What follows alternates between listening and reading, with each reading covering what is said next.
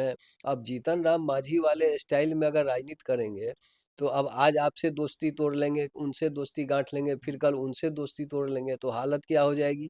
न घर के रहिएगा न घाट के रहिएगा। तो ऐसे राजनीति थोड़ी होती है। उस समय में बेईमानी हुई, आपको 2 रुपये चाहिए थे, 1 रुपये मिले तो आपने समझौता क्यों किया?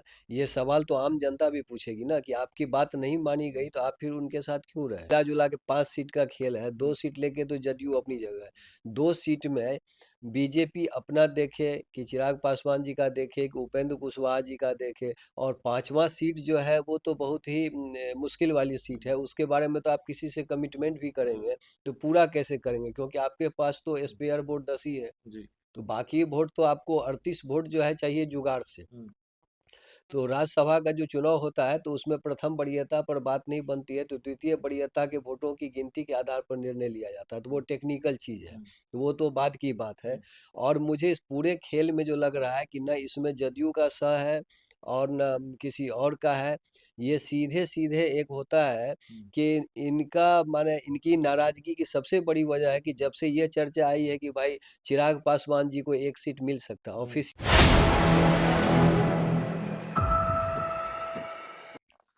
नमस्कार, आप देख रहे हैं 4 पीएम और मैं हूं अभिषेक मिश्रा। देखिए, बिहार के पूर्व मुख्यमंत्री और केंद्रीय मंत्री जीतन राम मांझी ने ये धमकी दी है या ये चेतावनी दी है या एनडीए को ये अल्टीमेटम दिया है। और एनडीए को क्या, भारतीय जनता पार्टी को अल्टीमेटम दिया है कि अगर राज्यसभा की सीट नहीं मिली तो वो एनडीए छोड़ देंगे। इस तरह का बयान जीतन राम मांझी का सामने आया है।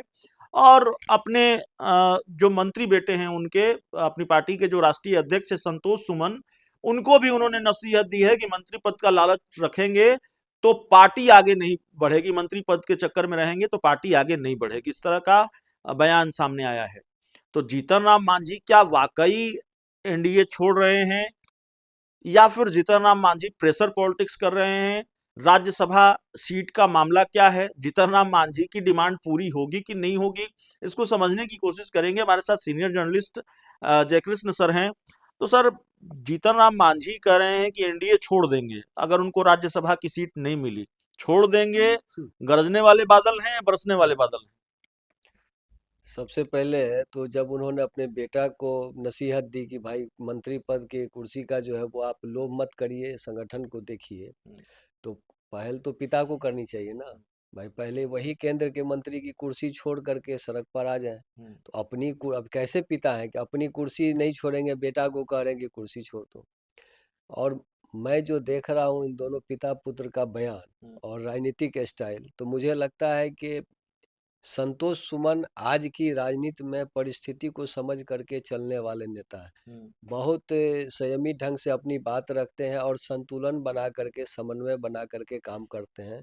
और वो चाहते हैं कि एनडीए के साथ हम रह चुके, उन्होंने सब कुछ देख लिया है कि अगर स्थिर होकर के और ढंग से राजनीति करनी है तो इस वक्त जो बिहार में राजनीतिक परिदृश्य है उसमें बाकी दलों या बाकी खेमों की तुलना में एनडीए उनको कहीं ज़्यादा सुरक्षित ठिकाना नजर आता है। इसलिए वो इत्मीनान से चलते हैं। कई बार आप देखते होंगे कि उनके पिताजी जो डिमांड रखते हैं और संतोष सुमन उससे बिल्कुल डिफर कर जाते हैं। बोलते हैं नहीं, वो कहते रहते हैं राजनीति है तो कहना ही है, लेकिन सब कुछ पर ध्यान दे करके मिला करके चलना पड़ता है। यानी वो बड़ा संतुलित अंदाज में अपनी बात रखते हैं।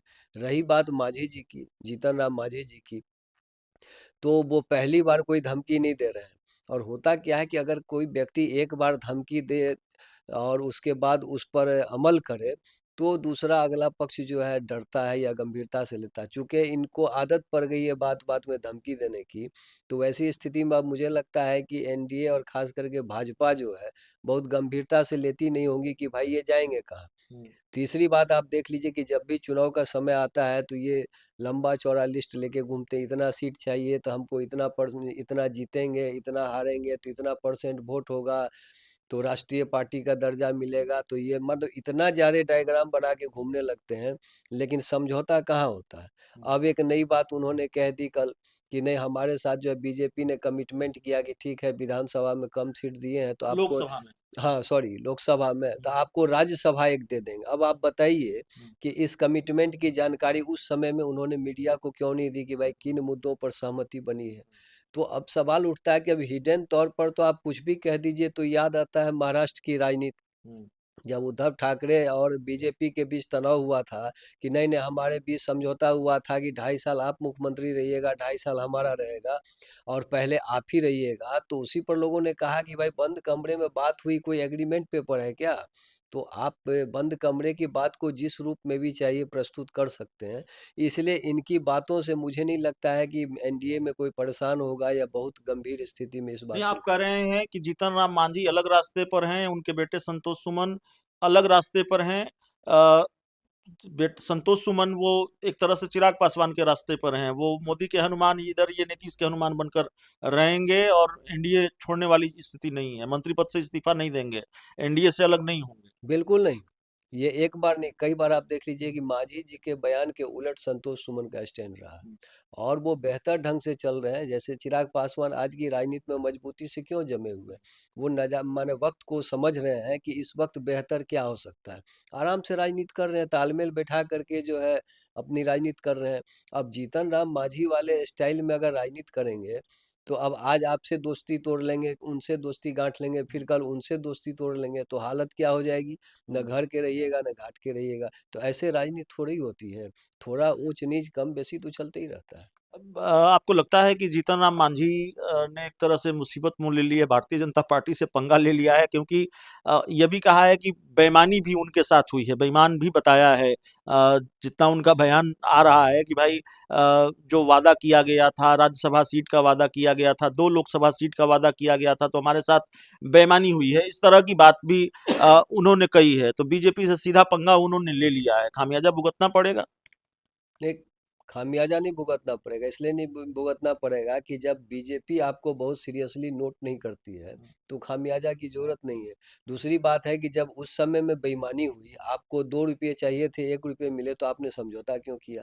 ये सवाल तो आम जनता भी पूछेगी ना कि आपकी बात नहीं मानी गई तो आप फिर उनके साथ क्यों रहे? नहीं, जीतन राम मांझी कल अचानक जिस तरह से आक्रामक हुए हैं और बिल्कुल उन्होंने राज्यसभा सीट की डिमांड कर दी, एनडीए छोड़ने का ऐलान कर दिया, इसको बीजेपी और जेडीयू के बीच चल रहे सहमत के खेल से जोड़कर देखा जा सकता है क्या? कहीं जनता दल यूनाइटेड की सह तो नहीं है? नहीं नहीं, जनता दल यूनाइटेड की सह इसलिए इसमें नहीं हो सकती कि जनता दल यूनाइटेड को इससे क्या मिलेगा? जनता दल यूनाइटेड बेहतर ढंग से जान रहा है कि भाई बीजेपी के पास सीट है ही कितना, किसको खुश करेगा। अभी आप देख लीजिए कि मिला जुला के 5 सीट का खेल है, 2 सीट लेके तो जदयू अपनी जगह है।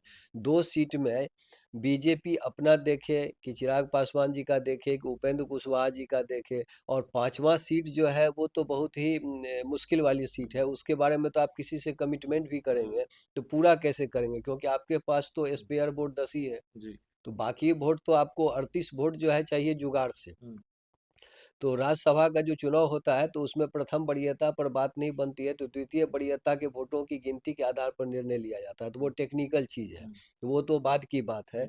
और मुझे इस पूरे खेल में जो लग रहा है कि न इसमें जदयू का सह है और न किसी और का है, ये सीधे सीधे एक होता है कि इनका माने इनकी नाराजगी की सबसे बड़ी वजह है कि जब से ये चर्चा आई है कि भाई चिराग पासवान जी को 1 सीट मिल सकता है, ऑफिशियली ये अनाउंस नहीं हुआ, तो इनको दर्द इस बात का हो रहा है कि बिहार में दलित पॉलिटिक्स जो है चिराग पासवान कर रहे हैं और बड़ी मजबूती से दलित नेता के रूप में उभर रहे हैं, और ये भी दलित पॉलिटिक्स करते हैं। तो अब नीतीश कुमार जी के समय में तो क्या है दरअसल कि चिराग पासवान ही कारण है जिसकी वजह से बस उन्होंने एनडीए बस छोड़ने की तो धमकी दी। दलित महादलित जब बटा तो इनको लग रहा है कि दलित जो है उसके नेता तो सर्वमान्य नेता चिराग पासवान, ये महादलित में अपनी जगह बना रहे, बन नहीं रहा है।